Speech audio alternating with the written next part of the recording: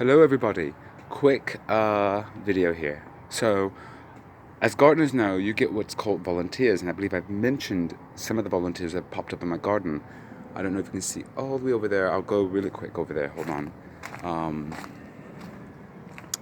Here are the volunteers for this variety of, I believe, African daisy. These guys popped up, look how big they got.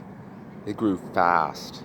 And then again, I've been feeding them properly, and I pruned them a little bit, and then I put this cage around them, so they're bouqueting out. So there's one. But this is a really fun volunteer, and I'll show you this. And I stayed up really late last night doing some research on this plant because it popped up last season, and then the leaves fell off, and I thought, well, maybe it's done then, because it grew this giant stalk, and I thought maybe it was done. And it's this beauty right here, this long one. Do you see it?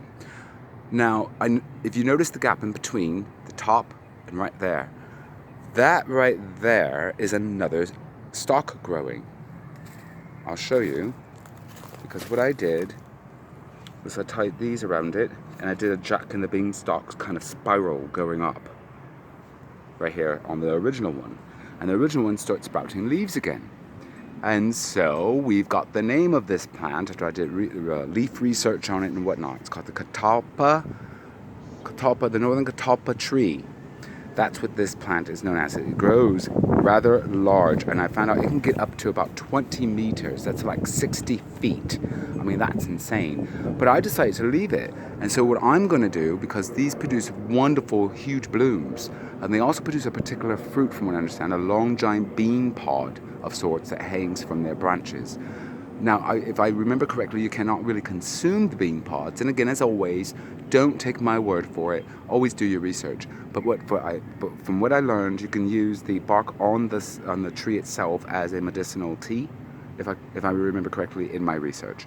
But look at the large size of this particular volunteer. This is the biggest volunteer I've ever gotten in my garden, and this is, I believe, the second year it's relieved itself. Relieved. I don't know. That's not a word. Never mind. Don't just ignore that one. But look at that. Isn't that fantastic? All right. I want to move along real quick because I want to show you something. This over here. A little quick update on the winter squash. Look at those three. Those guys are crazy.